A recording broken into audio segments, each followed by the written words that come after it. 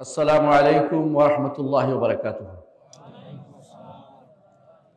أعوذ بالله من الشيطان الرجيم. إن الذين آمنوا وعملوا الصالحات كانت لهم جنات الفردوس نزلا خالدين فيها لا يبغون عنها حولا قل لو كان البحر مدادا لكلمات ربي لنفد البحر قبل أن تنفد كلمات ربي ولو جئنا بمثله مددا قل إنما أنا بشر مثلكم يوحى إلي أنما إلهكم إله واحد فمن كان يرجو لقاء ربه فليعمل عملا صالحا ولا يشرك بعبادة ربه أحدا. الحمد لله. খাগাটি জামতলী আল হাদিস তাবলীগ ইসলাম বাংলাদেশে আজকের এই ইজতিমাতে যারা উপস্থিত হয়েছেন এবং যারা আমাকে দাওয়াত দিয়েছেন, যারা আমার পাশে আছেন, সবাইকে আমি আমার অন্তঃস্থল থেকে কৃতজ্ঞতা প্রকাশ করছি যে আমাকে দাওয়াত দেওয়ার জন্য। আর আসতে পেরে আমি আল্লাহর শুকরিয়া আদায় করছি, বলে আলহামদুলিল্লাহ। প্রিয় ভাইয়েরা, আমাদের এই ইজতিমাগুলোর মূল উদ্দেশ্য হচ্ছে নিজেদের ঈমান দিয়ে নিজেদেরকে পূর্ণ করে দেয়া। অন্তত বছরে একবারও যদি কোনো আমরা নিজেদেরকে স্মরণ না করি আল্লাহর কথা, রাসূলের কথা, দ্বীনের কথা, তাহলে কিন্তু আমরা ভুলে যাব, স্বাভাবিক একটা সমাজে পরিণত হব। যত বেশি মনে করবেন কোরআন এবং সুন্নাহ, যত বেশি দ্বীনের কথা মনে করবেন, আল্লাহ এবং রাসূলের কথা মনে করবেন, ততই শয়তান আপনার থেকে দূরে পালাবে। আর যখনই ভুলে যাবেন, শয়তান সেটা দখল করে ফেলবে। যখন আল্লাহর জিকির হয়, শয়তান সেখান থেকে পালিয়ে যায়। জিকির বলতে আমরা যেটা বুঝি, এটা হচ্ছে কোরআন এবং সুন্নাহর আলোচনা, মাজালিসুল হালাল ওয়াল হারাম, হালাল হারামের মজলিস। এই জন্য সাহাবায়ে কেরাম যখনই কোনো আলোচনা বসতেন, তারা কোরআন এবং সুন্নাহ নিয়ে আলোচনা করতেন। রাসূলুল্লাহ সাল্লাল্লাহু আলাইহি ওয়াসাল্লাম এগুলিকে মাজালিসুল জিকির বলে ঘোষণা করেছেন। রাসূলুল্লাহ সাল্লাল্লাহু আলাইহি ওয়াসাল্লাম বলেছেন, আদ-দুনিয়া মালউনাতুন ওয়া মালউনুন মা ফিহা ইল্লা যিকরুল্লাহ ওয়া মা ওয়ালা আও আলিমান আও মুতাআল্লিমান। দুনিয়া অভিশপ্ত, দুনিয়াটা অভিশপ্ত। অভিশপ্ত বুঝছেন না? মানে এটার উপরে আল্লাহর সন্তুষ্টির জায়গা না এটা, কিন্তু কিছু জায়গা আছে সন্তুষ্টির জায়গা। যিকরুল্লাহ ওয়া মা ওয়ালা, যেখানে আল্লাহ তাআলার জিকির হবে, আলোচনা হবে, এবং যেখানে এর সাথে সম্পৃক্ত কিছু আছে, এগুলি কিন্তু এই দুনিয়াতেই আল্লাহ তাআলার প্রিয় জায়গা। এবং আলেম এবং মুতাআল্লিম, আলেমরা আল্লাহর প্রিয় পাত্র, আর মুতাআল্লিমরা যারা শিক্ষা অর্জন করে তারা প্রিয় পাত্র। আজকে আমরা এখানে বসেছি, এতক্ষণ ধরে আলেমের কাজটা আপনারা শুনেছেন। আমরা সবাই মুতাআল্লিম, ছাত্র। আলেমদের কাছে আপনারা শুনেছেন, আবার আলেমরা আসবে, তাদের কাছ থেকে শুনবেন। আমি শুধু শুনি, প্রতিদিনই কিছু না কিছু নিজের অন্তরে ধারণ করি, এটা আমি এক জানতাম না। আলহামদুলিল্লাহ। জিকিরের মধ্যে সর্বোত্তম জিকির কোনটা?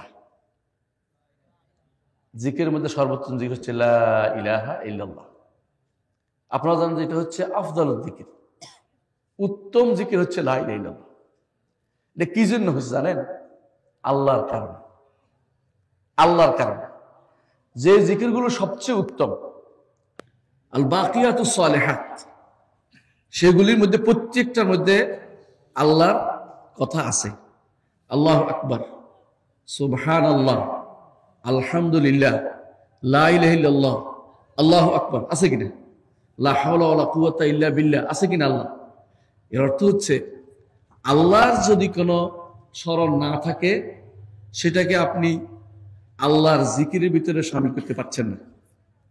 এই জন্য ওয়ালা যিকরুল্লাহ আকবার, আল্লাহর স্মরণ যেটা হবে এটা সবচেয়ে বড় জিনিস হবে।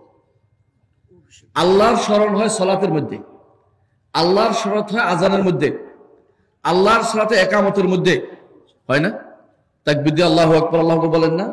শেষে কি বলেন? লা ইলাহা ইল্লাল্লাহ বলেন না? আশহাদু আল্লা ইলাহা ইল্লাল্লাহ বলেন না? আল্লাহর স্মরণ যেটা, সেটা হচ্ছে সবচেয়ে বড় জিকির। এর চেয়ে বড় জিকির আর কিছু হইতে পারে না। আল্লাহ তাআলা বলছেন ফাযকুরুনি আযকুরুকুম, আমাকে স্মরণ করো আমি তোমাদেরকে স্মরণ করব। এখন প্রশ্ন হচ্ছে আল্লাহকে কিভাবে স্মরণ করব? আল্লাহকে স্মরণ করার পদ্ধতি কি? আল্লাহকে স্মরণ করার পদ্ধতি দুই রকম। একটা হচ্ছে আল্লাহর অধিকার আদায় করা, আল্লাহকে চেনা এবং তার অধিকার আদায় করা। আল্লাহকে চেনা এবং তার অধিকার আদায় করা। আল্লাহকে চিনতে হবে এবং তার অধিকার আদায় করতে হবে। তিনি যা বলছেন, তিনি কি বলছেন তার নিজের সম্পর্কে সেটা শুনেন। তিনি বলছেন হুয়াল্লাহুল্লাযী লা ইলাহা ইল্লা হু আলিমুল গায়বি ওয়াশ শাহাদা, তিনি হচ্ছেন এমন আল্লাহ যিনি ব্যতীত আর কোনো সত্য ইলাহ নেই। লা ইলাহা ইল্লাল্লাহর অর্থ হচ্ছে সত্য ইলাহ। আল্লাহ ব্যতীত কোনো সত্য ইলাহ নেই। তিনি গায়েবের জিনিস জানেন এবং যিনি যা উপস্থিত আছেন তাও জানেন। আমরা যা লুকিয়ে রাখি আল্লাহ তা দেখেন না? দেখেন কিনা বলেন? দেখেন। যা প্রকাশ্যে আনি তাও তিনি দেখেন। ইয়ালামুস সিররা ওয়া আখফা, গোপন জিনিস জানেন, যা গোপন করবেন ভবিষ্যতে এটাও তিনি জানেন। কারণ এই শব্দে লেখা আছে। আমরা বিশ্বাস করি আমাদের প্রতিটি কাজ লেখা আছে। আজকে আমি এই খাগাট আসবো, এই খাগাটি আসবো, এটা কিন্তু আল্লাহ তাআলা নির্ধারণ করেছেন। এটা হচ্ছে তাকদীর। এই নির্ধারণ করেছেন তিনি সৃষ্টি, সমস্ত সৃষ্টি দুনিয়াতে আসা 50,000 বছর আগে তিনি নির্ধারণ করেছেন যে আপনারা এখানে আসবেন, আমি এখানে বসবো, আপনারা এখানে কথা শুনবেন, আমি বলবো। এটা আল্লাহর নির্ধারণ। যালিকা তাকদীরুল আজিজুল আলিম। সেই দুনিয়ার সব কিছু তার নির্ধারণ অনুসারে চলছে। তিনি যেভাবে নির্ধারণ করছেন সেভাবে চলছে। বুঝেন কিনা কথাটা? এমনকি ইমানদারের ইমান, কাফেরের কুফর তার নির্ধারণ। এখন বলতে পারেন, আপনাদের হয়তো মাথায় আসতে পারে এটা, যে তোর কাফেরের কুফরি আল্লাহ নির্ধারণ করেন, কাফেরের দোষটা কি? বলতে পারেন না? আল্লাহ তাআলা কাফেরের জন্য কি নির্ধারণ করছেন তিনি কিন্তু বলে দেন নাই। তিনি কোরআন দিয়েছেন, নবী পাঠিয়েছেন, রাসূল পাঠিয়েছেন যুগে যুগে, এবং রসুলের বাণী দিয়ে বলেছেন, রসুল বাণী দিয়ে তাদেরকে আহ্বান জানাইছে, দাওয়াত দিছে। কাফেরের তো কাফের হওয়ার কথা ছিল না। যদি কোরআন মানতো কাফের হইতো না। তো সে কোরআন মানে নাই, হাদিস মানে নাই, আল্লাহ মানে নাই, রাসূল মানে নাই, তার কোনো নীতি, আল্লাহর কোনো নীতি মানে নাই। এরপরে বলতেছে আল্লাহ আমাকে আপনি কাফের হিসেবে কেন রেখে? এটা কার কথা জানেন? ইবলিসের কথা। ইবলিস এবং আদম, ইবলিস এবং আদম আল্লাহর দুইজন বান্দা, ঠিক কিনা? একজন নেককার বান্দা, একজন বদকার বান্দা। স্পষ্ট না? একজন সবচেয়ে নিকৃষ্ট বান্দা, একজন হচ্ছে উৎকৃষ্ট বান্দা। দুইজনের মধ্যে একটা পার্থক্য দেখেন। দুইজনে দুইটা ভুল করছে। একজনে ভুল করছে গাছ থেকে খাইছে, এটা ভুল না? নিষিদ্ধ গাছ থেকে খাইছে, এটা ভুল। কিন্তু তিনি খাইয়া কি বলছে? রব্বানা যালামনা আনফুসানা ওয়া ইল্লাম তাগফির লানা ওয়া তারহামনা লানাকুনান্না মিনাল খাসিরিন। আল্লাহ, আমি নফসের উপর জুলুম করেছি, যদি আপনি দয়া না করেন আমি শেষ, আমার কোনো পার পাওয়ার কোনো উপায় নেই। আচ্ছা, আল্লাহ দয়া না করলে আল্লাহ জান্নাতে যেতে পারবেন? আল্লাহ দয়া না করলে হাসর মাঠ পার দিতে পারবেন? আল্লাহ দয়া না করলে আরশের নিচে ছায়া পাবেন? আল্লাহ দয়া না করলে আপনি আমলনামা দিয়ে আটকাই দিলে আটকে যাবেন না? আটকে যেতে প্রত্যেকটি মানুষকে। আদম আলাইহিস সালাম এটা বুঝে সঙ্গে সঙ্গে বলছে আল্লাহ গুনাহটা আমি করেছি। এটা বলেন নাই আল্লাহ আপনি গাছটা এখন রাখলেন কেন, এটা বলছে? বুঝছেন কিনা কথাটা?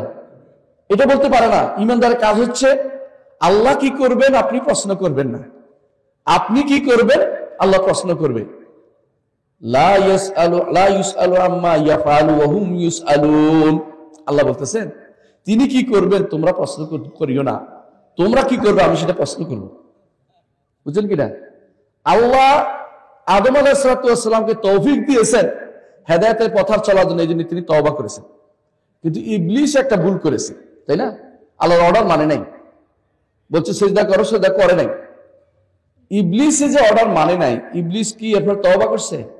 না, কি বলছে? রব্বে বিমা আগওয়াইতানি, আল্লাহ তাআলা আপনি আমাকে পথভ্রষ্ট করে দিলেন। নাউযুবিল্লাহ। মানে দোষটা কার উপর দিছে? আল্লাহর উপর দোষ দিছে। আল্লাহর উপর দোষ দেওয়া যাবে না। আপনাকে আল্লাহ তাআলা ইবলিসকে বলে দিছে যে সিজদা করলে তুমি ভালো থাকবে। ইবলিস উল্টা পথে রওনা হয়েছে, এরপর দোষটা দিছে আল্লাহকে।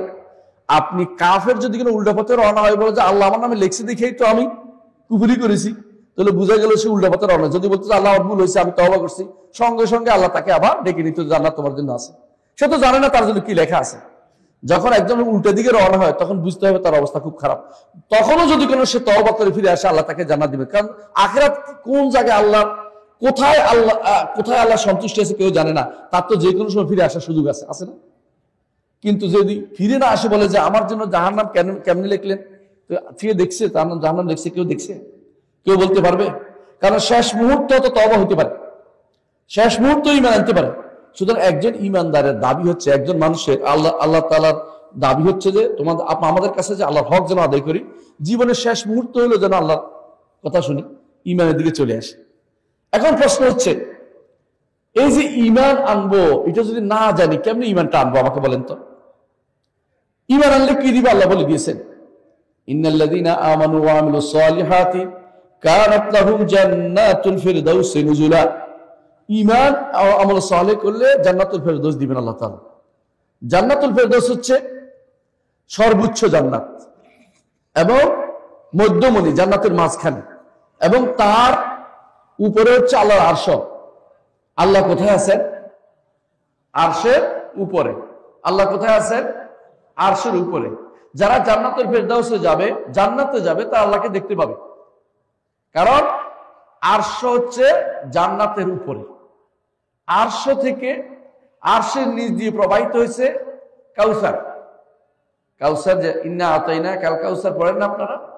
কাউসার যার আরশের নিচ দিয়ে প্রবাহিত হয়েছে, এইটা, এই কাউসারের নাহরগুলো, কাউসার নাহরগুলো, এই যে জান্নাতে যত নালা আছে সবগুলি আরশের নিচ থেকে প্রবাহিত হয়েছে। হাদিসে আছে মিনহা তাফজুরু আনহারুল জান্নাহ, এইখান থেকে যত নাহরগুলি প্রবাহিত হয়েছে, এখানে জান্নাতে আছে। জান্নাত থেকে একটা অংশ হাউস কিন্তু বাইরে, ভিতরে হচ্ছে কাউসার। হাউস বাইরে। প্রত্যেক নবীর একটা হাউস থাকবে, আমাদের নবীর একটা হাউস থাকবে। কোথায় থাকবে? মাঠে। মাঠ বুঝছেন?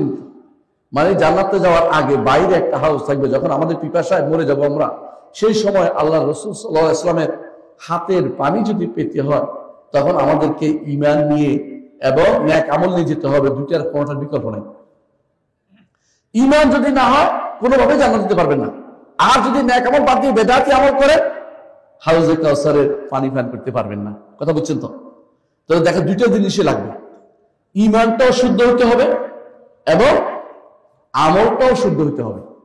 দুইটা হলে জান্নাতে যেতে পারবো, দুইটা হলে হাউজে কাউসারের পানি পাবো। অর্থাৎ কাউসার থেকে যে পানিটা হাউজের মধ্যে আসছে, এটা হাসরের মাঠেও পাবো। আর যদি এটা না করি, তাহলে আমি হাসরের মাঠে পিপাসার্ত হিসেবে থাকতে হবে। কোনোদিন যদি কোনো জাহান্নামে যাওয়ার বের হয়ে যায় ঈমানের কারণে, তাহলে জান্নাতে গেলে পাবো, কিন্তু হাসরের মাঠে হাউজ আর পাবেন না, হাউজের পানি আর পাচ্ছেন না। রাসূলুল্লাহ সাল্লাল্লাহু আলাইহি ওয়াসাল্লাম এই জন্য বলেছেন, হাসরের মাঠে কিছু লোককে আমার থেকে দূরে সরিয়ে নেওয়া হবে। আমি বলবো যে এ তো আমার লোক, আমাকে ফেরত দেওয়া হোক। তখন বলবে, আপনি জানেন না এরা আপনার পরে কি করেছে দিনের মধ্যে। এরা বাড়াইছে, দিনের মধ্যে বাড়াইছে, বাড়তি কথা আচরণ, বাড়তি কাম করেছে। দিনের মধ্যে যারা বাড়তি আচরণ করবে, বাড়তি কাজ করবে, তারা হাউজে কাউসারে পানি পান করতে পারবে না। এটা রাসূলুল্লাহ সাল্লাল্লাহু আলাইহি ওয়াসাল্লাম হাদিস, বুখারী মুসলিম হাদিস, আপনারা জানেন যে হাউজ থেকে পানি পান করতে হলে আপনাকে এমন কাজটাই করতে হবে যে কাজটা আমার নবী যেভাবে করেছেন সেভাবে করা। যেই সংখ্যায় করেছেন সেই সংখ্যায় করতে হবে, যেই সংখ্যায় করেছেন সংখ্যায় করতে হবে। 33 বার 34 বার, তাই না? নামাজের পরে আপনি যদি বলেন যে 50 বার করে করবেন, এটা কিন্তু জায়েজ হবে না। সারাদিন আপনি করতে পারেন, কোনো সমস্যা নেই, কিন্তু ওই সময় 33 বার করতে হবে। এমনি ধরনের দোয়া, আপনি সারাদিন আল্লাহর কাছে হাত তুলে দোয়া করার কোনো সমস্যা নেই, কিন্তু নামাজের পরে সবাই মিলে একসাথে একসাথে ডেকে ডেকে দোয়া করা, এইটা রাসূলুল্লাহ সাল্লাল্লাহু আলাইহি ওয়াসাল্লাম কোনোদিন করেন নাই, আপনি করতে পারবেন না। তো বোঝা গেল সময় সংখ্যা দুটোই আপনাকে খেয়াল রাখতে হবে, এবং শুধু সময় সংখ্যা নয়, আর একটা হচ্ছে স্থানেরও খেয়াল রাখতে হবে। মক্কাতে তোয়াফ করা যায়, কিন্তু পৃথিবীর কোথাও আর কোথাও তোয়াফ করা যায় না। তবে ইবাদতের জায়গাও কিন্তু নির্ধারিত, অন্য জায়গায় করা যায় না। কবরস্থানে সালাত আদায় করা যায় না, কবরের কাছে আল্লাহর কাছে কিছু চাওয়া নিষেধ, মানে কবরস্থান দিকে ফিরে কেন? কারণ কবরের কাছে চাওয়া হয়ে যেতে পারে, এই জন্য নিষেধ। সাদ্দান লিদ্দারিয়া, কারণ মুখ বন্ধ করার জন্য। তাহলে কিছু জিনিস আছে, মানে আমি অনেকগুলো জিনিস বলি, ধরনের বেশকম আছে। ধরন বেশকম কি? রাসূল যেভাবে সালাত আদায় করছে সেভাবে সালাত আদায় করতে হবে। এখন যদি আমি কিছুক্ষণ বসে থাকি, কিছু এরপর দাঁড়াই হবে না, আগে সালাত, দাঁড়ানো, তারপরে রুকু, তারপরে বসা, তারপরে সে যেভাবে সিস্টেম ফলো করতে হবে। অনুরূপ ভাবে ধরেন রাসূলুল্লাহ সাল্লাল্লাহু আলাইহি ওয়াসাল্লাম কোরবানি দিয়েছেন গরু দিয়ে, ছাগল দিয়ে, এবং তিনি উট দিয়ে দিয়েছেন। আমি যদি হরিণ দিয়ে দেই, দাম তো অনেক বেশি, জায়েজ হবে? জায়েজ হবে? কোরবানি হবে না, কোরবানি হবে না। যত দাম দেবো না কথা, রাসূল কিভাবে দিয়েছেন সেভাবে আমাকে করতে হচ্ছে। বুঝা গেল যে আমলে সালেহ না হলে আল্লাহর দরবারে কবুল হবে না। আমলে সালেহ, উত্তম আমল হইতে হলে প্রত্যেকটি আমল কম হোক আমার রাসূল অনুসরণ করে যেতে হবে। আপনারা একটু আগে আপনারা শুনছেন ইস্তিগফার পড়ছে, আমাদের শেখে পড়ছেন না? আস্তাগফিরুল্লাহ আল্লাযী লা ইলাহা ইল্লা হু আল হাইয়ুল কাইয়্যুম ওয়া আতুবু ইলাইহি, ইস্তিগফারটা পড়ছে না? এটা হচ্ছে সুন্নাহ ইস্তিগফার। এর বাইরে আর লম্বা ইস্তিগফার আছে। কি ইস্তিগফার পড়ে? আস্তাগফিরুল্লাহ আস্তাগফিরুল্লাহ আল্লাযী আস্তাগফিরুল্লাহ আতুবু ইলাইহি আস্তাগফিরুল্লাহ রাব্বি মিন কুল্লি যামবি ওয়া আতুবু ইলাইহি ওয়া লা হাওলা। কত লম্বা করতেছে না? এটা তো আমার নবী একদিনও বলেন নাই, আপনি এটা কোথা থেকে বলছেন? তাহলে ইস্তিগফারের মধ্যে আপনি বানাইছেন বসে বসে। আপনি বানাইতে পারবেন না, আপনাকে অনুসরণ করতে হবে। আপনাকে অনুসরণ করতে হবে, বানাইতে পারবেন না। নতুন করে বানাইলে আপনি আমলে সালেহ করতেছেন না। নতুন করে বানাইলে আমলে সালেহ হবে না। নেক আমল হইতে হলে মুহাম্মদুর রাসূলুল্লাহ সাল্লাল্লাহু আলাইহি ওয়াসাল্লাম অনুসরণ করতে হবে। তাহলে দুইটা জিনিস লাগবে, আমলে সালেহ, জান্নাতের জন্য আমলে সালেহ হইতে হবে, আর ঈমানটা শুদ্ধ হইতে হবে। এটা নিয়ে আজকে আলোচনা করতে চাই। এক নম্বর হচ্ছে ঈমানটা হলো, আমলে সালেহ লাগবে, ঈমানও লাগবে।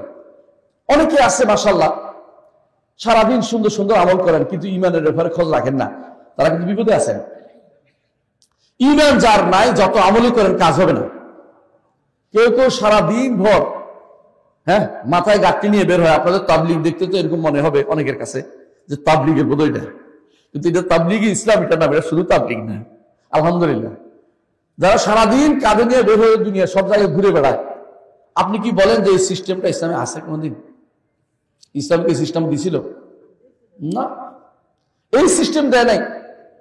ইসলাম দিচ্ছে অবশ্যই বাল্লিগু আন্নী ওয়ালাউ আয়া। ইসলাম দিয়েছে আমার থেকে, আল্লাহ সাল্লাল্লাহু আলাইহি ওয়াসাল্লাম বলছে আমার থেকে একটি আয়াত হলে প্রচার করো। সেই প্রচার কোথায় করতে হবে বলে দিয়েছে, কু আনফুসাকুম ওয়া আহলিকুম নারা, নিজেকে বাঁচাও, পরিবারকে বাঁচাও। এরপরে যদি কোনো দেখো যে আরো ভালো হয়েছে, আরেকটু দূরে যাও, আরেকটু বুঝাও। কিন্তু আপনি এটা নিয়ে গাঁটটি নিয়ে বের হয়ে গেছেন ও দক্ষিণ আফ্রিকা, উত্তর আফ্রিকা, এটা কে বলছে আপনাকে যাইতে? একজন আসছে আমাকে গত সপ্তাহে, আমাকে দেখছে হানজালা মসজিদ ধরছে, গত সপ্তাহ আগের সপ্তাহে, বলতেছে আমি তো গেছি দক্ষিণ আফ্রিকা, সেখানে দেখেছি সেখানে তারা আরবিতে খুতবা দেয়। আপনি যে আরবি বাংলা খুতবা দিচ্ছেন, আপনারটা বেদাত হবে না কেন বলেন? তাবলীগের হুজুর, বুঝছেন তো? তাই বললাম যে হুজুর, আপনি যেখানে গেছেন ওই মসজিদে আপনাকে ঢুকতে দিছে কেন? আপনি তাবলীগ করেন, সব মসজিদে আপনি ঢুকতে পারেন নাই। যে মসজিদে সহি আকীদা ও মানহাজুল উপর চলে সেখানে আপনি ঢুকতে পারেন না, এই জন্য আপনি দেখেন নাই। ওইগুলোতে ঠিকই ইংরেজিতে দেয়, আরবি ইংরেজি মিলাই দেয়, আপনি ওইগুলো যাইতে পারেন নাই। এটা হইতেও পারে, এবার স্বীকার করছে। আমি 12টা মসজিদে গেছি, কিন্তু আমি 12টা মসজিদে আরো মসজিদ আছে, আরো অনেক মসজিদ আছে, আপনি ওগুলো ঢুকতেই পারবেন না। কারণ আপনাদের সিলসিলে হাঁটছেন আপনারা, যেখানে আপনাদের মত আছে সেখানে গেছেন, যেখানে সুন্নাহ মোতাবেক আছে সেখানে আপনি যান না, এই জন্য আপনি দেখেন নাই। তা ওনাকে বললাম যে আপনি কত মসজিদ দেখতে পান যেগুলিতে প্রত্যেক দেশেই খুতবাটা হয় আরবিতে, সাথে হয় প্রথমে শুরু আরবিতে, শেষ হয় কি দিয়ে? মাঝখানে নসিহত থাকে তাদের নিজস্ব ভাষায়, নেটিভ ভাষায়। সেই ভাষাটা যারা না জানে তারা তাদের জন্য আরবিতে বলে কি লাভ হবে? ফেরেশতা লিখবে এটা? ফেরেশতা জানবে এটা? কার জন্য আরবি আলোচনা করতেছেন আপনি? তখন তিনি স্বীকার করলেন যে হ্যাঁ, এটা কথা ঠিক, আমি তো কিছু বুঝি না। তো না বুঝলে আপনি কি জন্য আরবির জন্য কান্নাকাটি করতেছেন? তখন তার বুঝাইলাম মুহাম্মদ রাসূলুল্লাহ সাল্লাল্লাহু আলাইহি ওয়াসাল্লাম তার স্ত্রীদের সাথে কিন্তু আরবিতে কথা বলতেন। আপনি এখন থেকে তাহলে আরবিতে কথা বলবেন সবসময়। রাসূলুল্লাহ সাল্লাল্লাহু আলাইহি ওয়াসাল্লাম যখন এদিকে যেতেন ওইদিকে যেতেন সবাইকে আরবিতে ডাকতেন, আপনি এখন তো আরবিতে ডাকবেন সবাইকে। তো ওনারা কি করছে, এমন জায়গায় কথা বলে যে জায়গাতে কি নয় শরীয়তের কোনো বাধ্যবাধকতা না, আর যেখানে শরীয়তের বাধ্যবাধকতা আছে সেখানে তার নতুন কিছু বানায়।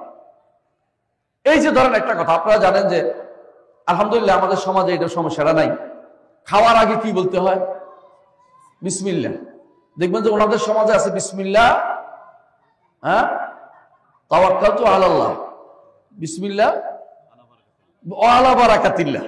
এই যে ওয়া আলা বারাকাতিল্লাহ কথা বাড়াইছেন, এইটা তো সুন্নাহ বিরোধী কাজ হয়েছে। আর শুধু বিসমিল্লাহ বলছে, বিসমিল্লাহ আর রহমানির রহিম পুরোটাও বলতে বলে নাই। খেয়াল করেন, কখনো আছে তাসমিয়া, কখনো আছে বাসমালা। যেখানে সাম্মিল্লাহ বলছে এখানে শুধু বিসমিল্লাহ, আর যেখানে বলছে পুরোটা বাসমালা সেখানে পুরো বিসমিল্লাহ বলছেন। রাসূলুল্লাহ সাল্লাল্লাহু আলাইহি ওয়াসাল্লাম বেশিরভাগ কাজে শুধু বিসমিল্লাহ বলতেন। বিসমিল্লাহির রহমানির রহিম হচ্ছে কোরআনের পড়া সূরা শুরু দিয়া এবং অন্যান্য কিছু কাজের মধ্যে, কিন্তু মৌলিকভাবে বিসমিল্লাহ, বিসমিল্লাহ, খাইতে বিসমিল্লাহ, চলতে বিসমিল্লাহ, উঠতে বিসমিল্লাহ, উঠতে ভালো কাজে বিসমিল্লাহ, কিন্তু যে কোনো কাজে বিসমিল্লাহ। এগুলি হচ্ছে আমাদের সুন্নাহ অনুসরণ। এইটা যদি করতে পারি আমলে সালেহ হবে। কিন্তু ঈমান কেমনে হবে? ঈমান তো আগে জানতে হবে যে ঈমানের জন্য আল্লাহ তাআলা প্রত্যেক নবী রাসূল পাঠিয়েছেন। যে ঈমানের জন্য প্রত্যেক নবী রাসূল পাঠিয়েছেন। আল্লাহ তাআলা কোরআনে কারীম বলেছেন যে যখনই আমি কোন রাসূল পাঠিয়েছি, ওয়া মা আরসালনা মির রাসূলিন ইল্লা নূহী ইলাইহি আন্নাহু লা ইলাহা ইল্লা আনা ফা'বুদুন। যখনই কোন রাসূল পাঠিয়েছি তখনই এই নির্দেশ দিয়ে পাঠিয়েছি যে আমি ব্যতীত আর কোনো ইলাহ নেই, অর্থাৎ আল্লাহ নিজের কথা বলছেন, তিনি ব্যতীত আর কোনো ইলাহ নেই, সুতরাং একমাত্র তারই যেন ইবাদত হয়। তাহলে প্রত্যেক নবী রাসূলকে আল্লাহ এই জন্য পাঠিয়েছেন, কি জন্য? আল্লাহর ইবাদত যেন প্রতিষ্ঠিত হয়, আল্লাহর ইবাদতকে প্রতিষ্ঠা করার জন্য।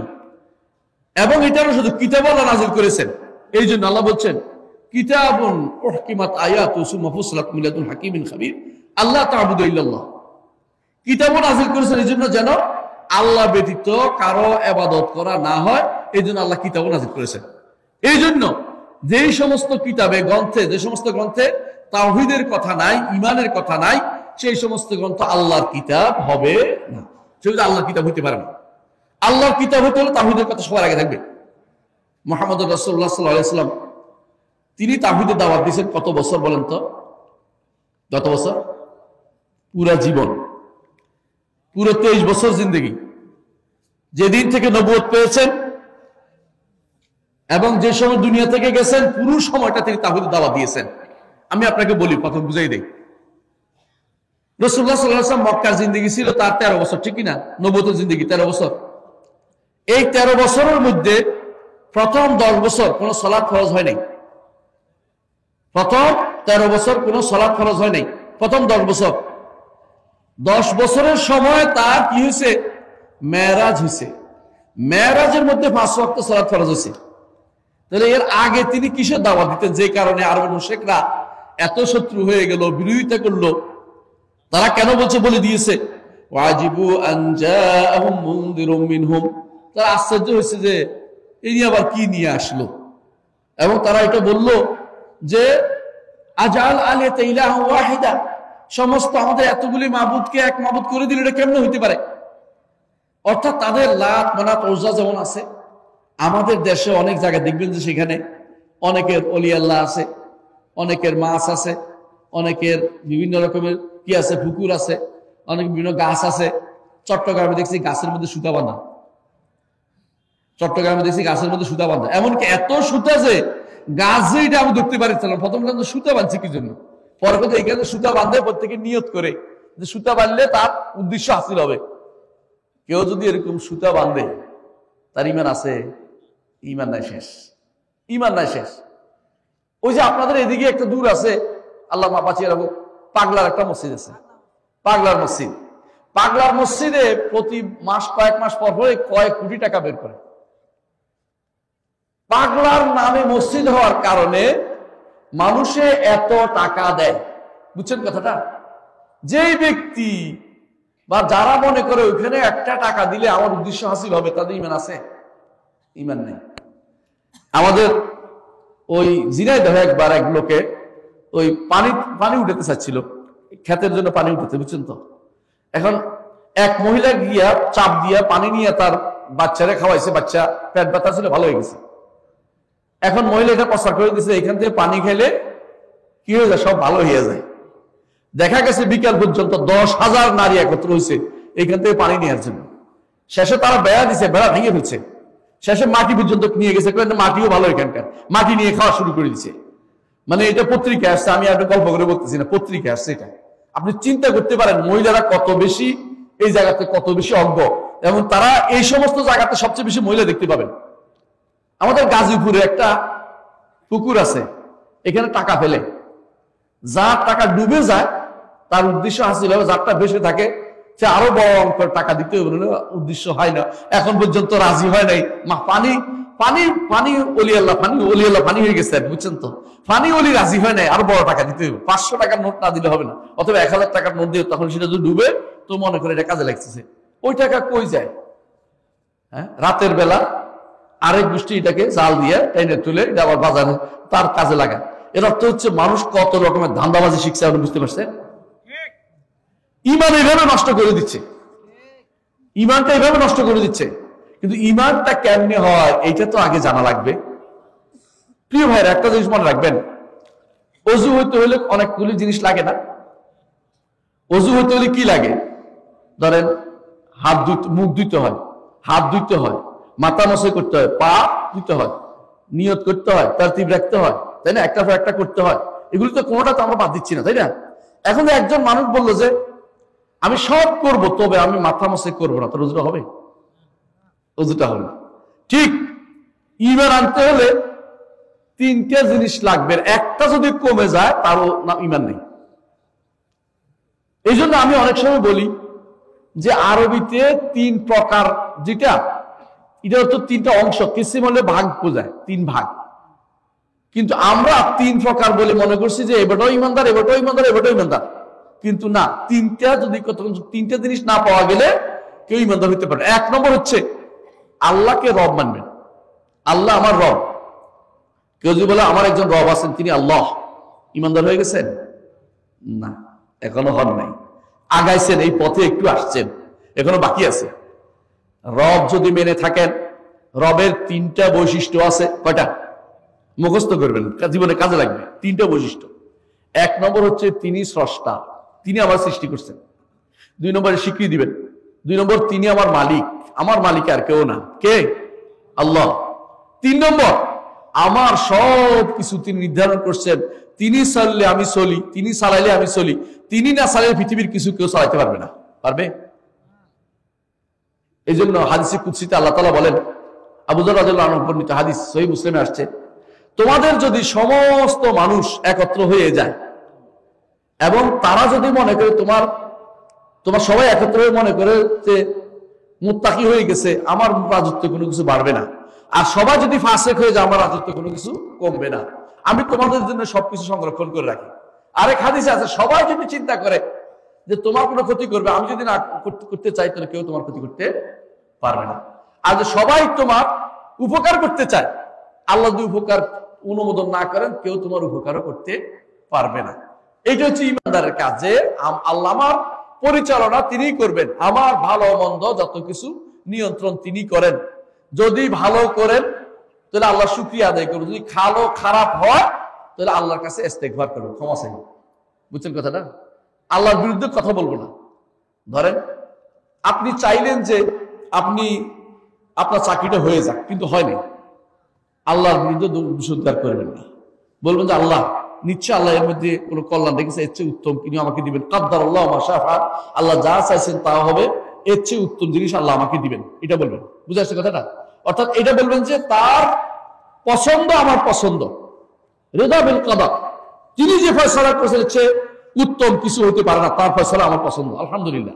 দেখুন মুহাম্মদুর রাসূলুল্লাহ সাল্লাল্লাহু আলাইহি ওয়াসাল্লাম তার জীবদ্দশায় তার কয়টা সন্তান মারা গেছে বলতে পারবেন?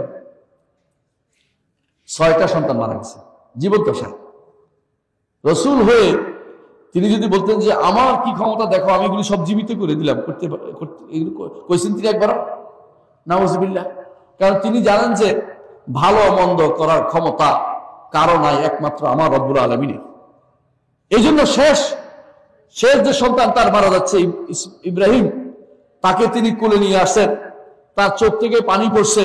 সাহাবায়ে কেরাম বলেন যে ইয়া রাসূলুল্লাহ এটা কি? বলতেছে এগুলো হচ্ছে রহমত। আল্লাহ তাআলা তার বান্দাদের মধ্যে যারা রহম করে, দয়া করে, তাদেরকে শুধু রহমত করেন। আমার চোখ থেকে পানি পড়ছে, ইব্রাহিম তুমি চলে যাচ্ছ। বাচ্চাকে কোলে নিয়ে তিনি বলতেছেন তুমি চলে যাওয়ার কারণে আমার অন্তরের ভিতরে কষ্ট লাগতেছে, ব্যথা লাগতেছে, কিন্তু আমার রব যেটাতে তাকে সবে এমন কোনো কথা আমি বলবো না।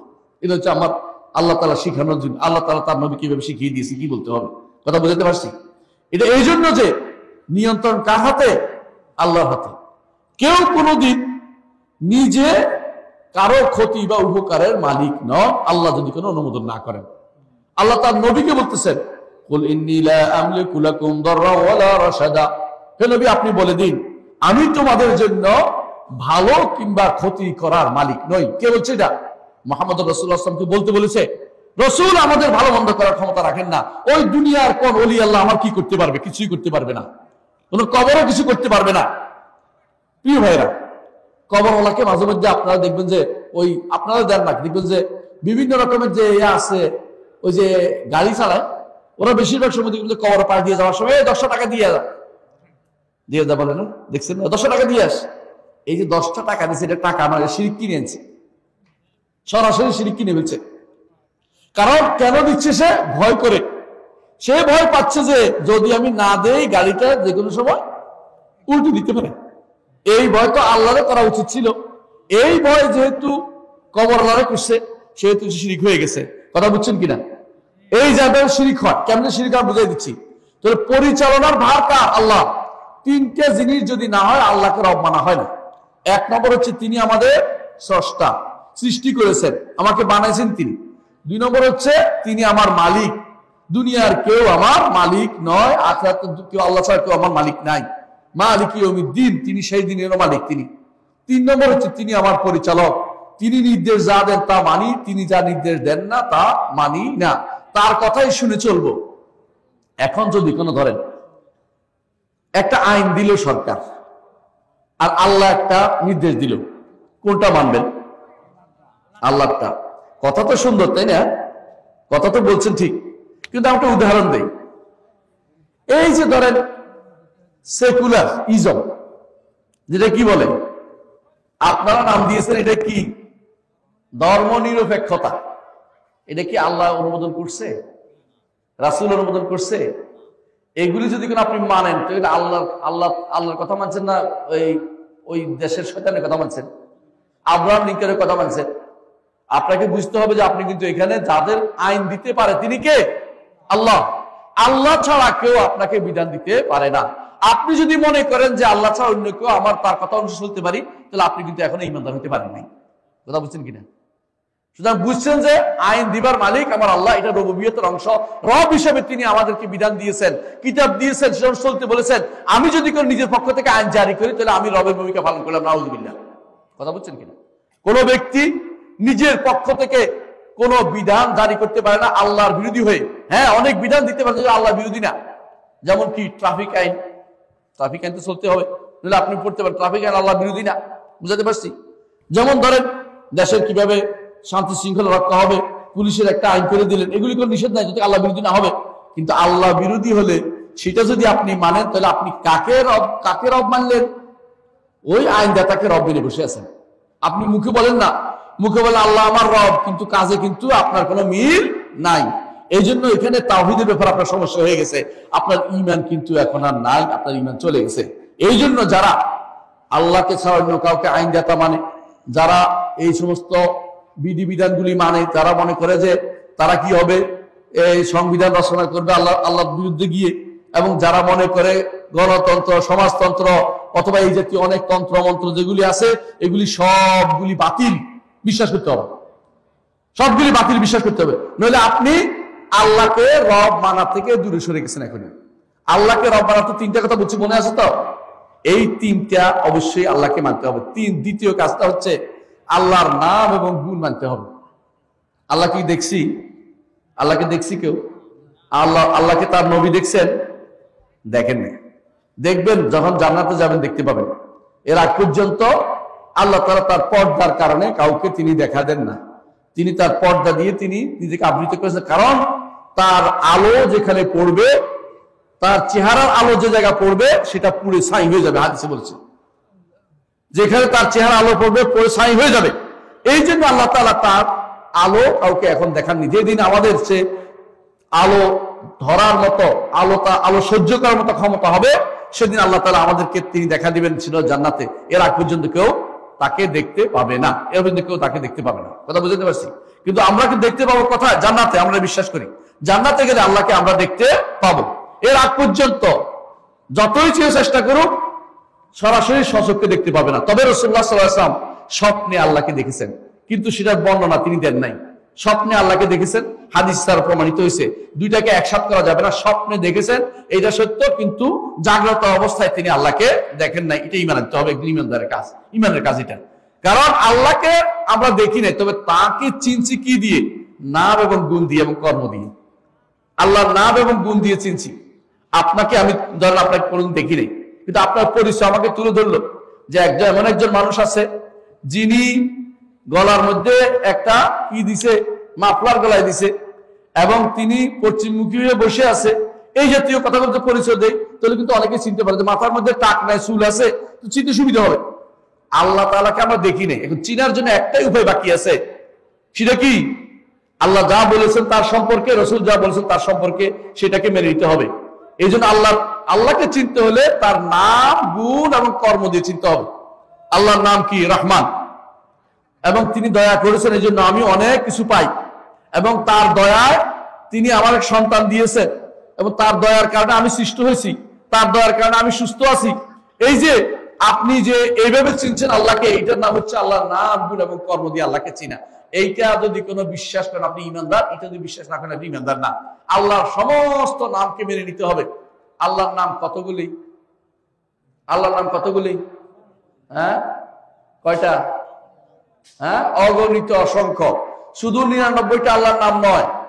আমরা যারা আহলুল হাদিস, যারা আসহাবুল হাদিস, যারা আহলুস সুন্নাত ওয়াল জামাত, যারা আমরা ঈমান রাখি যে আল্লাহর নাম 99তে সীমাবদ্ধ না। আল্লাহর নাম অনেক অনেক বেশি। আল্লাহ অনেক নাম আমাদেরকে জানান নাই, কিছু নাম আমাদেরকে জানিয়েছেন। এগুলি দিয়ে আমরা আল্লাহকে ডাকছি। 99টা না 108টা নাম হয়, যদি গণে কোরআন হাদিস বললে 108টা হয়। এগুলি দিয়ে আল্লাহকে আমরা ডাকতে বলছি। এগুলি দিয়ে ডাকলে কি হবে? দাখালাল জান্নাহ, রাসূল বলছেন জান্নাতে প্রবেশ করবে। মান আহসাহা দাখালাল জান্নাহ। কিন্তু এই নামগুলি জানতে হবে, গুণগুলি মানতে হবে, কোনো কিছু অস্বীকার করতে পারবেন না। আল্লাহর কর্ম কোনটা বলেন তো?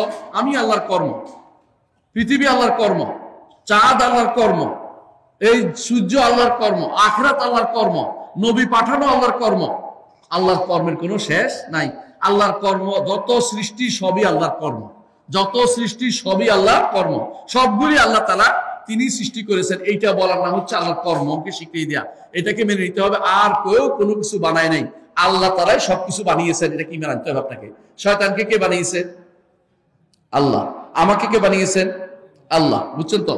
শয়তান আল্লাহর কথা শুনে নাই, আমাকে বলছে আল্লাহর কথা শুনতে। আমি যদি না শুনি, আমি কার অনুসরণ করলাম? শয়তান অনুসরণ করলাম। যদি শুনি, কার অনুসরণ করলাম? নবীর অনুসরণ করলাম। তাহলে আমাকে কার পথ? দুইটা পথ চলে গেছে দুদিকে, আপনি কোনটা অনুসরণ করবেন?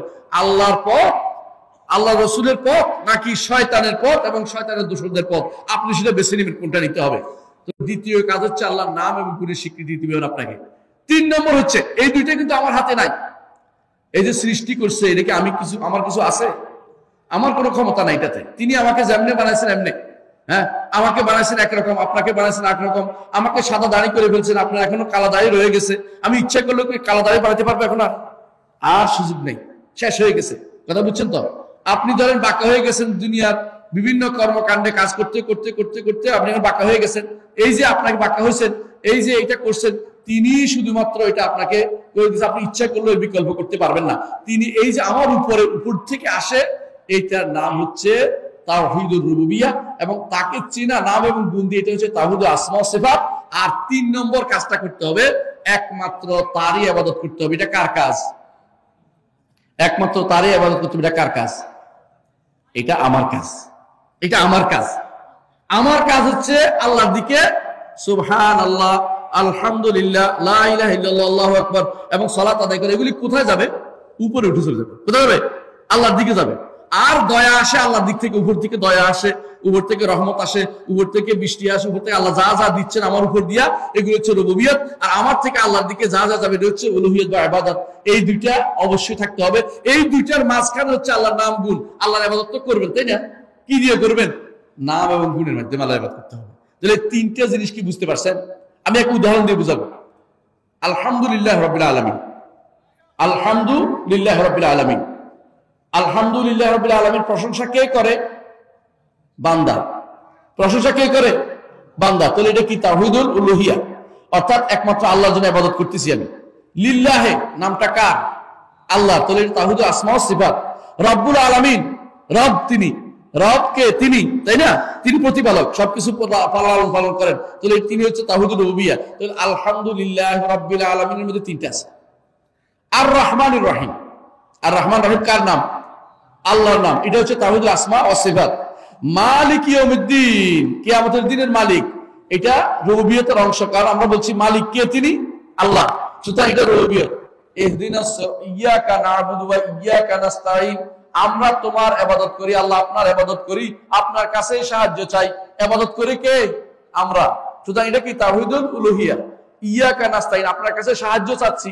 চাই কে? আমরা চাচ্ছি, এইজন্য আমরা তাওহীদুল উলুহিয়া, তাই না?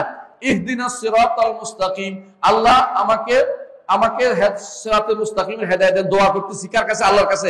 এই যে চাওয়াটা আমরা চাচ্ছি, এটা কি? তাওহীদুল উলুহিয়া, তাই না? তাহলে বোঝা গেল সূরা ফাতিহার মধ্যে তাওহীদুল রুবুবিয়্যাহ, উলুহিয়া, আসমা সিফাত আছে। প্রত্যেকটি আয়াতের মধ্যে তিনটার একটার বাইরে নেই। কোরআনের প্রতি আয়াতের মধ্যে তিনটা একটা আছে, কোন না কোন ভাবে তিনটা একটা আছে। তাহলে বোঝা গেল যে এই তিনটা জিনিস যদি আমি মানি, আল্লাহকে আমি রব মানি, আল্লাহরই ইবাদত করি এবং আল্লাহর নাম এবং গুণ দিয়ে আল্লাহর ইবাদত করি, আল্লাহকে স্বীকৃতি দিয়ে নাম এবং গুণ, তাহলে আমি ইমানদার হতে পারবো। এর বাইরে যদি একটু চলে যায়, তাহলে আমি কি হয়ে যাবো? নাউযুবিল্লাহ, যে কেউ কাফির হইতে বাধ্য, যে একটা জিনিসও বাদ যাবে না এখান থেকে। প্রিয় ভাই, তাহলে আপনি বুঝছেন এখন যে আপনার দুনিয়াতে যদি কোনো সফল কাম হইতে চান, আপনাকে ইমানদার হতে হবে। এই ইমানদার হতে হলে আপনার সবকিছু কার দিকে যাবে? আল্লাহর দিকে যাবে। একটা জিনিস আছে, আপনি অস্বীকার করলে অস্বীকার হয় না। আপনি যে সৃষ্ট, এটা সত্য না মিথ্যা? আল্লাহ আপনার সৃষ্টি করে নাই, নইলে আপনি আসছেন কোত্থেকে? নিজে নিজে আসতে পারছেন? আম খুলিকু মিন গায়রি শাইইন আম হুমুল খালিকুন।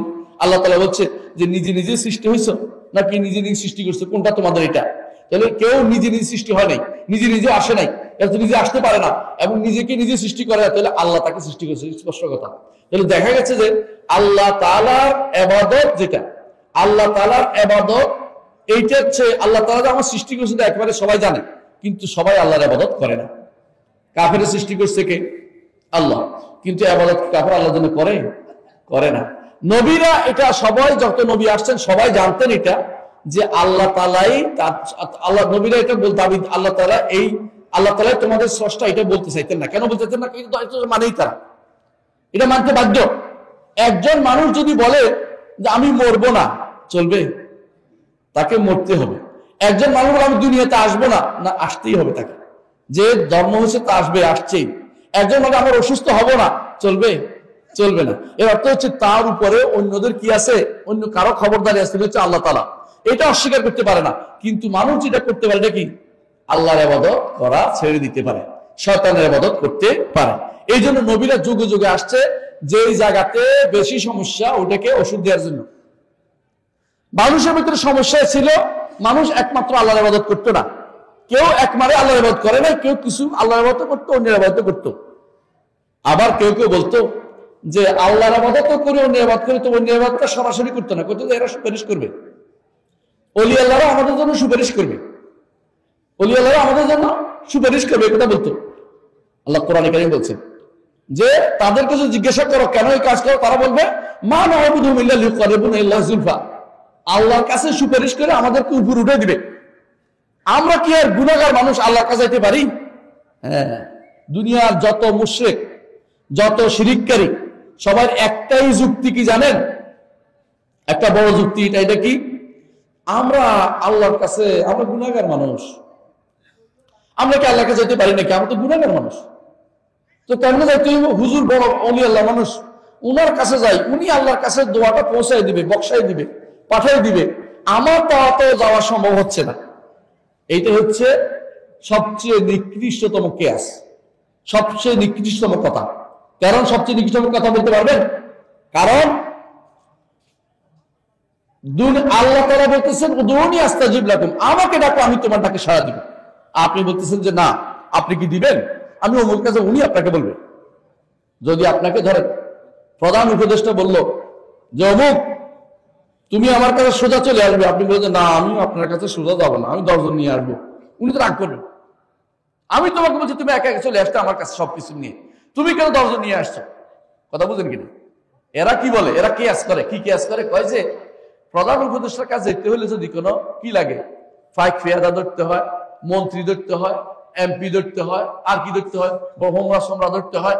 তা আল্লাহর কাছে যাইতে হলে নেককার বান্দা ধরতে হইব না? কেয়াস বুঝছেন তো? এটা হচ্ছে নিকৃষ্টতম কেয়াস। কারণ প্রধান উপদেষ্টা হয়তো আপনাকে দিতে চায় না, কারণ তার ভান্ডার শেষ হয়ে যাবে। বুঝেন কিনা? ধরেন যদি কোনো সব মাদ্রাসাগুলি সরকারি করে দেয়, তা এত পয়সা কোথেকে দিবে? এই জন্য তিনি হয়তো দিতে চাচ্ছেন না। বুঝাইলাম, একটা উদাহরণ দিয়ে বুঝাইলাম। অথবা ধরেন তিনি জানেন না আপনার অবস্থা, এই জন্য দেন না, এমন তো হতে পারে। এই দুইটার কোনোটা কি আমার রবের জন্য চলে না? দুনিয়ার সবাইকে যদি তিনি দেন, মা নাকাসা বি মুলকি শাইআন, রাসূল সাল্লাল্লাহু হাদিসে এসেছে, হাদিসে কুদসিতে আল্লাহ তাআলা বলেন আমার রাজত্বের এক বিন্দুও কমবে না। আল্লাহু আকবার।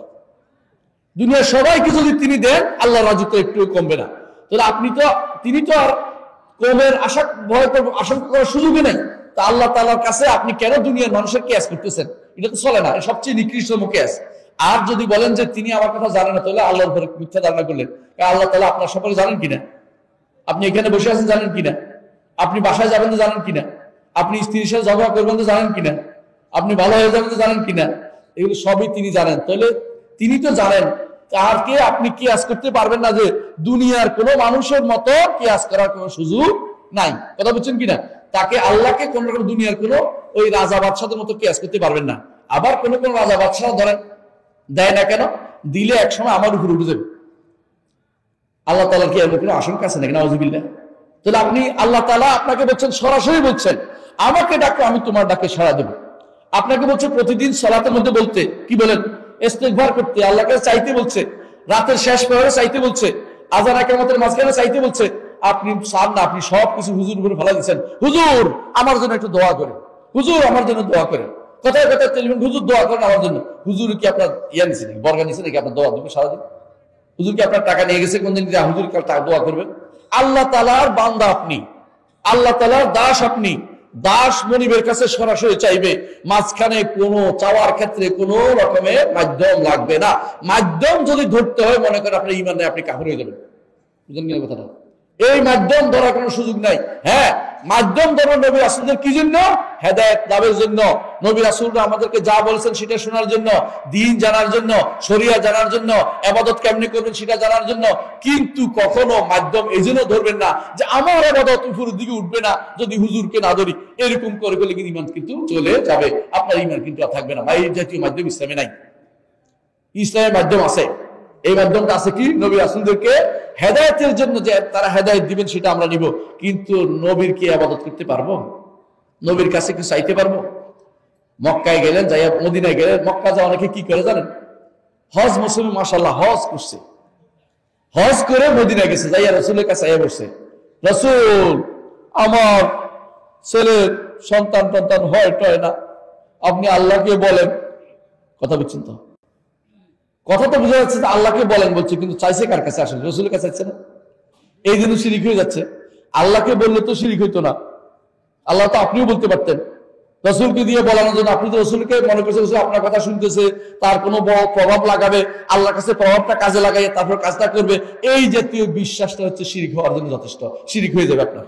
দুনিয়ার বুকে অনেক মানুষ এখানে শিরকে লিপ্ত রয়েছে, অনেক মানুষ শিরকে লিপ্ত রয়েছে।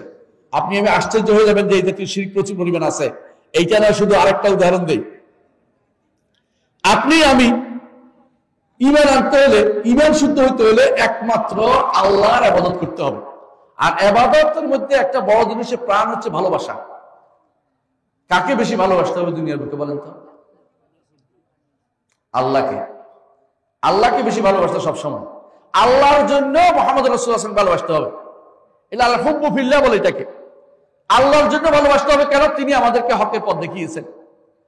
তিনি যদি না দেখাতেন আমরা হক পাইতাম না। সরাসরি নবীন শরীর নিয়ে আমাদের কোনো মাথা ব্যথা নাই, নুরের তৈরি না এর তৈরি বানানো আমাদের কোনো কাজ না। আমরা বলি রাসূলুল্লাহ সাল্লাল্লাহু আলাইহি ওয়াসাল্লাম আদম সন্তান কিনা, আর আদম মাটির তৈরি, সুতরাং রাসূলুল্লাহ সাল্লাল্লাহু আলাইহি ওয়াসাল্লাম আদম সন্তান হিসেবে যেটা তৈরি সেটা তৈরি, কোনো আপত্তি নেই, এটা আমরা বলি। কিন্তু যারা বাড়াবাড়ি করে তারা মনে করে রসুলকে নূর বানাইতে হবে, নূর আল্লাহ নূর বানাইতে হবে, তারপরে ইবাদত করতে হবে, তারা তো শিরকে লিপ্ত রয়েছে। বুঝতে পারছেন কথাটা? যখনই তারা বলবে আল্লাহ নূর তখনই মুশরিক, কারণ আল্লাহর অংশ নিয়ে আসছে। আল্লাহ তাআলা কোথায়? আরশের উপরে। সৃষ্টি এবং স্রষ্টা সম্পূর্ণ আলাদা। সৃষ্টি এবং স্রষ্টা সম্পূর্ণ আলাদা। স্রষ্টা কখনো সৃষ্টির ভিতরে অবস্থান নেন না, কারণ সৃষ্টি অনেক ছোট, সৃষ্টি অনেক ছোট। এই জগৎ যেটা আপনি দেখতে পাচ্ছেন, পৃথিবীকে অনেক বড় মনে করতেছেন, পৃথিবীকে অনেক বড় মনে করতেছেন না? এই পৃথিবী কিছুই না আল্লাহর দরবারে। 7 আসমান 7 জমিন আল্লাহর কুরসির মধ্যে। কুরসি বুঝেননি? কুরসি হচ্ছে চেয়ার। আল্লাহর কুরসির মধ্যে 7টা দিরহাম, 7টা মুদ্রা। মুদ্রা বুঝেন? আটানা আছে না, আটানা, আদলি আছে না, আদলি, 7টা আদলি, 7টা আদলি। আর কুরসি হচ্ছে আরশের সামনে বিরাট মরুভূমির মধ্যে ফেলে রাখা একটা কাঠখন্ডের মতো, মানে একটা ছোট জিনিস পড়ে আছে বিশাল মরুভূমির মধ্যে। আরশের তুলনায় এটা এত ছোট কুরসি। আরশ এটা কত বড় আল্লাহ ছাড়া কেউ জানে না। আর জগৎ সবটা যদি কোনো মুদ্রা হয়, 7টা মুদ্রা হয়, এই যে আপনি বলেন এখন গ্রহ নক্ষত্র নিহারিকা, ওই যে কি কি আবিষ্কার হয়েছে না, দুনিয়ার শত কিছু আবিষ্কার হয়েছে, এগুলি সবগুলি আল্লাহর কুরসির মধ্যে 7টা দিরহামের মতো ছোট্ট জায়গায়। আমি কত ছোট, জগৎ কত ছোট। আপনি যখন বলেন আল্লাহ মানুষের ভিতরে বাস করে, তাহলে আপনি তো ঈমানদার হতে পারেন নাই। কারণ যখন জগৎ ছিল না তখন আমার আল্লাহ ছিলেন কিনা? ছিলেন। যখন জগৎ ছিল তখন আমার আল্লাহ ছিলেন, কিন্তু আল্লাহ নিচে কখনো ছিলেন না, সবসময় উপরে ছিলেন। আমার রব সবসময় উপরে ছিলেন এবং তিনি সবসময় উপরে ছিলেন। ঈমান না আনলে ঈমান থাকবে না, অলুক। এই জন্য আমরা বলি সুবহান রাব্বিয়াল আলা, বলেন না? প্রতিদিন বলেন সুবহান রাব্বিয়াল আলা। আবার তিনি যে বড়, কত বড়, আসমান এবং জমিন সবগুলি তার মুষ্টির ভিতরে থাকবে। আসমান এবং জমিন তার মুষ্টির ভিতরে থাকবে। আল্লাহ তাআলা কোরআনে বলেছে ওয়াল আরদু জামিআন ক্বাবদাতুহু ইয়াওমাল কিয়ামা। আসমান জমিন এবং মাঝখানে যা আছে এগুলি আল্লাহ তাআলার হাতের মধ্যে অত্যন্ত ক্ষুদ্র জিনিস হবে। বুঝছেন কিনা? আল্লাহ কোরআনে বলছে তার মুষ্টির ভিতরে থাকবে জমিনটা, আর আসমানগুলি তার ডান হাতে একটার একটা ভাঁজ করা থাকবে। কাগজ যেভাবে একটার ভাঁজ করে লেখেন না আপনি, এরকম আসমানগুলি আল্লাহর হাতে ভাঁজ করা থাকবে। আল্লাহ কোরআনে কারীম বলছে ওয়াস সামাওয়াতু মাতউইয়াতুম বিয়ামিনিহি সুবহানাহু ওয়া তাআলা। আল্লাহ তাআলা তিনি বলছে সুবহান, তিনি অনেক পবিত্র, তাআলা তিনি অনেক উপরে, তিনি অনেক উপরে এবং তিনি অনেক বড়। এই বড় ঘোষণা কখন দেন? যখন রুকুতে যান। কি বলেন? সুবহানা রাব্বিয়াল আযীম। আমার রব কত না বড় আর আমি কত না ছোট। এই ছোট প্রকাশের জন্য মাথা নিচু করছি, অভ্যাস বশত না। কি জন্য মাথা নিচু করছেন? রুকু কেন করেন? রুকু করেন এই জন্য, রুকু এই জন্য করেন যে আসমান জমিন যিনি সৃষ্টি করেছেন তিনি অনেক বড়, আযীম, তার বড়ত্ব প্রকাশ করব, আর আমি নিচু ছোট হয়ে গেলাম, তার কাছে ছোট দেখাচ্ছি। তা তিনি বলছে মাথা নিচু করে তার কাছে বিনয়ী হতে, আমি বিনয়ী হচ্ছি তার কাছে। বুঝছেন কথাটা? রুকু কেন করে জানতে হবে। আমার একটা ছোট্ট বই আছে, সালাত জেনে বুঝে পড়ুন, একটা ছোট্ট বই আছে, পড়বেন। কেন সালাত পড়েন? রুকুতে কি মনে করেন? এটা রুকুতে মনে করেন যে আল্লাহর চেয়ে বড় কিছু হইতে পারে না, তিনি আযীম। এই জন্য দেখেন আয়াতুল কুরসি আল্লাহর কাছে কেন বড়। আয়াতুল কুরসি কেন বড়? আল্লাহর কাছে যত বড় সূরা আছে, বলে না কোরআনের মধ্যে সবচেয়ে বড় আয়াত কোনটা? বড় আয়াত কোনটা? আয়াতুল কুরসি। অথচ দেখবেন যে এটা কিন্তু অর্ধেক সূরা, অর্ধেক পৃষ্ঠা। আর একটা পৃষ্ঠা, আরেকটা আয়াত আছে পুরো পৃষ্ঠা, কিন্তু এটার তুলনায় এটাকে বড় বলছে কেন? কারণ এখানে আল্লাহর কথা বলা হয়েছে ওয়াহুয়াল আলিয়্যুল আযীম, তিনি আলী উপরে, তিনি আযীম এবং তিনি বড়। এই দুইটাই আপনি সালাতের মধ্যে একটাতে আনছেন রুকুতে, একটাতে আনছেন সিজদাতে। সিজদাতে কি বলেন? সুবহানা রাব্বিয়াল আ'লা। আমার রব যিনি উপরে তিনি কতই না পবিত্র, আমার রব যিনি উপরে তিনি কতই না বড়। দুইটা আপনি দুই জায়গায় নিয়েছেন। তিনি যে কত উপরে এইটার জন্য আমি কত নিচে, আমি আমার সেজদা দিচ্ছি মাটিতে, আর কোনো জায়গা নেই। আমি বিনয়ের সর্বোচ্চ জায়গা এখানে ব্যবহার করতেছি। আমার চেয়ে এত দুর্বল মানুষ আর কিছু হইতে পারে না। আমি আল্লাহর কাছে বিনয়ী হইতে চাই, এই জন্য আপনি সেজদাটা দিচ্ছেন। বিনয়ের সর্বোচ্চ জায়গা হচ্ছে বিনয়। এই জন্য রাসূলুল্লাহ সাল্লাল্লাহু আলাইহি ওয়াসাল্লাম বলেছেন, রাসূলুল্লাহ সাল্লাল্লাহু আলাইহি ওয়াসাল্লাম এই জন্য বলেছেন যে রাসূলুল্লাহ সাল্লাল্লাহু আলাইহি ওয়াসাল্লাম আমাদেরকে জানিয়েছেন যে যখন একজন মানুষ আল্লাহর যখন সেজদা করে আল্লাহ সবচেয়ে বেশি প্রিয় হয়। আকরামু মা ইয়াকুনু আবদু মির রাব্বিহি ওয়া সাজিদ। এই নৈকট্য আমরা সাধারণ নয়, বিশেষ নৈকট্য অর্জন করে যত বেশি সেজদা করে, যত বেশি সেজদা করবে আল্লাহ তত বেশি প্রিয় হবে। কারণ সেজদা হচ্ছে বিনয়ের জায়গা। যত বেশি বিনয় করবে আল্লাহ তাকে তত উপরে উঠাবেন। মান তাআদা লিল্লাহি রাফাহুল্লাহ। যে ব্যক্তি বিনয়ী আল্লাহর জন্য আল্লাহ তাকে তত উপরে উঠাবেন। যত বেশি সেজদা করবেন রাসূলুল্লাহ সাল্লাল্লাহু আলাইহি ওয়াসাল্লাম বলেছেন আল্লাহর কাছে আপনার মর্যাদা তত বেশি বৃদ্ধি পাবে। কিন্তু এই সেজদা আল্লাহর জন্য না হয়, যদি কোনো কবরের জন্য হয়, মাজারের জন্য হয়, তাহলে কি হবে বলেন তো? শিরক হয়ে যাবে, ঈমান চলে যাবে। ঈমান যদি হারা হয়ে যান আপনার কিন্তু আর কোনো কিছু বাকি থাকলো না। এই জন্য ঈমানটাকে পাহারা দিতে হবে। আমি আমার বক্তব্য দীর্ঘ করবো না, আমাদের শেখ চলে আসছেন আলহামদুলিল্লাহ, শেখের কাছ থেকে শুনবো ইনশাল্লাহ। আমরা শুধু বলতে চাচ্ছি ঈমান রাখতে হবে। জি পছন্দ দিয়ে ইনশাল্লাহ, হাতে রাখেন, আমারটা দিয়ে দিন। তো ঈমান যদি না রাখেন, ঈমান যদি না নিয়ে কবরে যান আপনার কোনো প্রাপ্তি নেই, কিচ্ছু পাবেন না, শেষ। ঈমান নিয়ে যেতে পারেন, অন্তত বিভিন্ন কারণে আল্লাহ তাআলা আপনাকে ক্ষমা করে দিবেন, বিভিন্ন কারণে ক্ষমা করবেন। বিভিন্ন কারণ কি? যার ঈমান আছে, যদি কোনো কারণে ব্যথা অনুভব হচ্ছে শরীরে, এটাও আল্লাহ আপনার গুনাহ ক্ষমা হবে। বুঝছেন কিনা কথাটা? কেউ তওবা করছে, গুনাহ ক্ষমা হবে। কেউ ইস্তেগফার করছে, গুনাহ ক্ষমা হবে। এমনকি তাওহীদবাদী যারা কোনো শিরক নাই, এদের 40 জন যদি কোনো ঈমানদার মানুষ কারো জন্য দোয়া করে আল্লাহ তাআলা ক্ষমা করে দিবেন। আল্লাহু আকবার। বুঝছেন কিনা? আপনি যদি আপনার জানাজাটা যদি কোনো 40 জন তাওহীদবাদী একত্র হয়, আহলে হাদিসরা একত্র হয়, যারা শিরক করে না, তাহলে কিন্তু আপনার কিন্তু সৌভাগ্য আছে। এই জন্য অনেকে নসিহত করে যে আমার জানাজাটা ওই পরিবারে হয়, ওই জায়গা হয়। কেন? জানে যে এখানে তাওহীদবাদী লোকেরা আছে, এরা শিরক করে না। আপনি সেরকম ব্যক্তি হতে হবে আপনাকে, যে আমি তাওহীদ দিয়ে কবরে যেতে চাই, তাহলে আপনাকে ক্ষমা হবে। আবার কবরে গেলে একসময় আপনার আযাব হলে ক্ষমা হয়ে যাবে। হাসরের মাঠেও তাওহীদ থাকলে আপনি ক্ষমা পেয়ে যাবেন। এমনকি যদি কোনো আগুনেও পড়ে যান আল্লাহ তাআলা সুপারিশের ব্যবস্থা করবেন, নবী রাসূল দিয়ে, নেককার বান্দাদের দিয়ে বিভিন্ন সুপারিশের ব্যবস্থা হবে। শেষে আল্লাহ তাআলা কেউ যদি সুপারিশ না করে, আল্লাহ তখন তার নিজ হাত দিয়ে তিনি উঠিয়ে নেবে, কোষ দিয়ে উঠিয়ে নিয়ে আসবেন। যারা ঈমান আছে তাদেরকে জাহান্নাম থেকে বেরিয়ে নিয়ে আসবেন। কিন্তু ঈমান নাই, আপনার জন্য কেউ কিছু করতে পারবে না। সারা দিন ধরে যদি কোনো আপনার কাছে দুরূদ পাঠানো হয়, সালাত পাঠানো হয়, এটা করা ওইটা করা, তার জন্য এটা করে কোনো কাজ আসবে না। ঈমান যার নাই তার জন্য কোনো কিছু যাবে না, তার জন্য কোনো দোয়া যাবে না, কিছু যাবে না। এই জন্য আল্লাহ তাআলা কোরআনে কারীমে নিষেধ করেছেন যে আপনি আপনার চাচাকে অনেক ভালোবাসেন, কিন্তু কাজ হবে না। ইন্নাকা লা তাহদি মান আহবাবতা ওয়ালাকিন্নাল্লাহ ইয়াহদি মান ইয়াশা। আল্লাহ তাআলা যাকে আপনি পছন্দ করেন তাকে হেদায়েত দিতে পারবেন না আপনি। আল্লাহ তাআলা যাকে ইচ্ছা তিনি হেদায়েত দিবেন, আপনি যাকে ইচ্ছা তাকে হেদায়েত দিতে পারবেন না। ওইজন্য যতক্ষণ পর্যন্ত একজন মানুষ ঈমান নিয়ে কবরে গেছে, তার অন্তত বাঁচার একটা উপায় আছে প্রিয় ভাইরা। এজন্য ঈমানটাকে পাহারা দিতে হবে। ঈমান শুধুমাত্র তাওহীদুল উলুহিয়া নয়, শুধু রুবুবিয়্যাহ নয়, আসমা সিফাত নয়, শুধু ঈমান কিন্তু 6টা জিনিস লাগে। কয়টা জিনিস? 6টা জিনিস, তাই না? ওই যে হাদিস জিবরিলের মধ্যে আপনারা পড়েছেন 6টা জিনিস লাগবে। আল্লাহর উপর ঈমান, তারপরে ফেরেশতাদের উপর ঈমান, কিতাবের উপর ঈমান, আখিরাতের উপর ঈমান এবং তাকদীরের উপর ঈমান। তাকদীরের উপর ঈমান, এটা খুবই জরুরি। এটা আল্লাহর রুবুবিয়্যাতের সাথে সম্পৃক্ত, রব হিসেবে আসমা সিফাতের সাথে সম্পৃক্ত। এগুলি যদি না, তাকদীরের উপর ঈমান যদি না থাকে, অনেকের ভুল পথে আছে তাকদীরের উপর ঈমানের ক্ষেত্রে, এটাও কিন্তু তার ঈমান শুদ্ধ হয়নি। ঈমান যদি কোনো একটু নষ্ট হয়, পুরোটা নষ্ট হয় কিন্তু, বুঝলেন কিনা? অনেকে মনে করতে পারেন যে ঈমান আছে, কিন্তু যদি নষ্ট একটু হয়ে যায় কি করবেন? একটু নষ্ট হইলে, একবারে নষ্ট হয়ে গেলে পুরো নষ্ট হয়ে যায় কোনো জায়গাতে। হ্যাঁ, কোনো কমে, বুঝছেন কিনা? যখন গুনাহ করছেন আপনার ঈমান কমে গেছে, আবার নেক আমল করছেন ঈমান বেড়ে গেছে। কিন্তু কোনোটা যদি কোনো একটু পরে পুরোটাই বরবাদ হয়ে যায়, এটা হচ্ছে যদি কোনো কুফরির কোনো কিছু থাকে, শিরকের কোনো কিছু থাকে, মুনাফিকের কোনো কিছু যদি কোনো আপনার ইমানের মধ্যে পড়ে যায়, আপনার ইমান আর নাই, ইমান বরবাদ হয়ে গেছে। এইটা নিয়ে কবরে গেলে আপনার জন্য কোনো প্রাপ্তি থাকবে না। এই জন্য ইমান পাহারা দিলে আপনার লাভ আছে। আল্লাহ তাআলা এটা বলে দিয়েছেন, ইন্নাল্লাযীনা আমানু ওয়া আমিলুস সালিহাতি কানাত লাহুম জান্নাতুল ফিরদাউসি নুজুলা। যারা ঈমান এনেছে, আমল সালেহ করেছে, তাদের জন্য আল্লাহ তাআলা জান্নাতুল ফিরদাউস রাখবেন মেহমানখানা হিসেবে।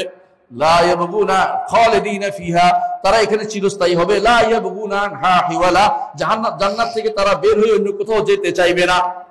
তো জান্নাতে যেতে চাই আমরা? জান্নাতে যেতে চাই? কে কে জান্নাত যেতে চান? দেখি হাত তুলি, আমি সব। আল্লাহ আল্লাহ কবুল করুন আমাদের হাতগুলিকে, আল্লাহুম্মা আমিন। আল্লাহ আমরা সবাই জান্নাত যেতে চাই, আল্লাহ আমাদের হাতগুলি কবুল করুন।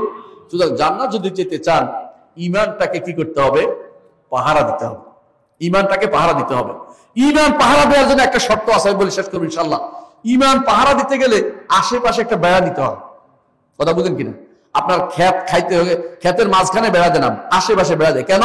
যাতে মুখ দিয়েও যেন ঢুকতে না পারে। বুঝলেন কিনা? ছাগল যেন ভিতর দিয়ে মাথা ঢুকাইতে না পারে, ঢুকাইলে যেন না পায়। ঈমানের চারপাশেও বেড়া দিতে হয়। মুহাম্মদ রাসূলুল্লাহ সাল্লাল্লাহু আলাইহি ওয়াসাল্লাম সারা জীবন ঈমানের চারপাশে বেড়া দিয়েছেন। এক সাহাবী এসে বলেন, ইয়া রাসূলুল্লাহ, আপনি যা চাইছেন আল্লাহ যা চাইছে। আস্তাগফিরুল্লাহ, তুমি কি আমাকে আল্লাহর সাথে সমান্তরাল দাঁড় করে দিয়েছো? এটা বলো।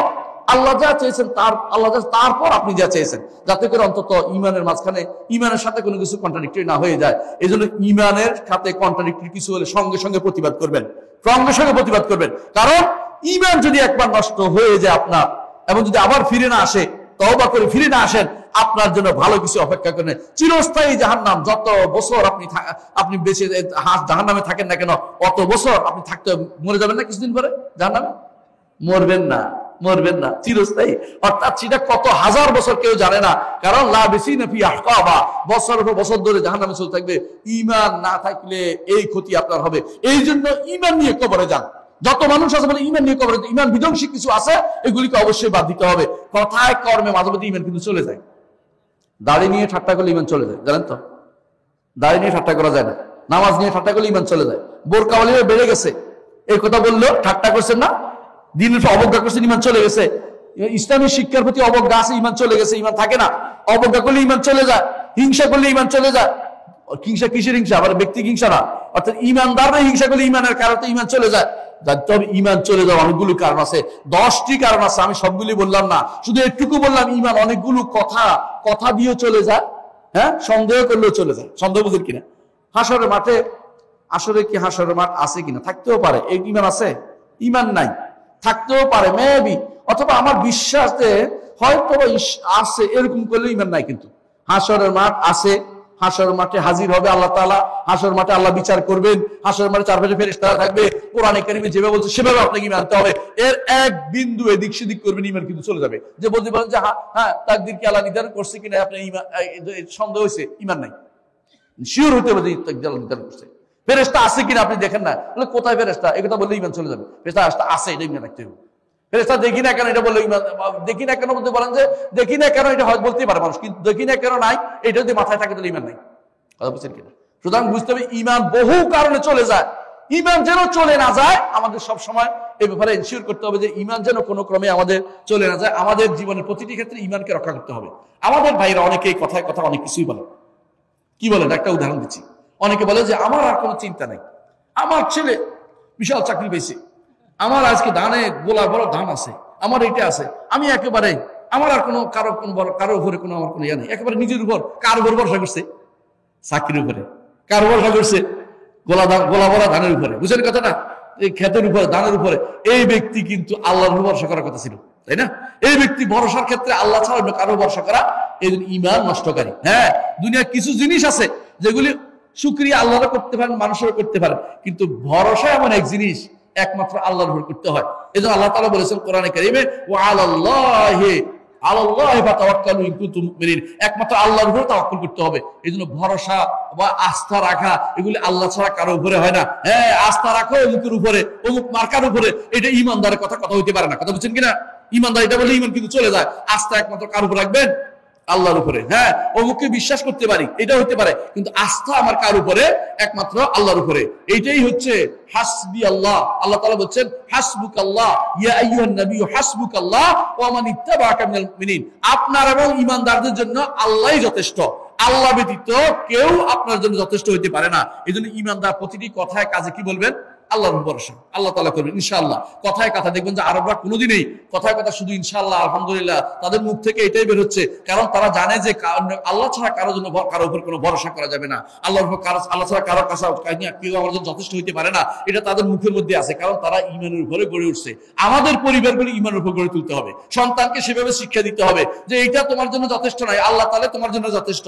এই টাকা তোমার যথেষ্ট হবে না, আল্লাহ তোমার জন্য যথেষ্ট। টাকা চুরি হয়ে যেতে পারে, নষ্ট হয়ে যেতে পারে, টাকার কারণে সুরে সবকিছু শেষ করে দিতে পারে, টাকার কারণে তো ডাকাইতেও মেরে ফেলতে পারে তাকে। সুতরাং আপনাকে আল্লাহর উপর ভরসা করে চলতে হবে। দুনিয়ার বুকে ঈমান নষ্ট যেন না হয় সেই কাজটি করে যেতে হবে। আমি আমার বক্তব্য দীর্ঘ করবো না, তখন আপনাদের সাথে ছিলাম, যতটুকু আমি আল্লাহ তাআলার কথা বলতে পেরেছি আল্লাহ শুকরিয়া আদায় করি। যেটুকু বলতে পারি ইনশাআল্লাহ আপনারা আনন্দ থেকে শুনবেন। তবে আপনাদের ঈমানটাকে রক্ষা করবেন, আপনাদের কাছে অনুরোধ থাকবে।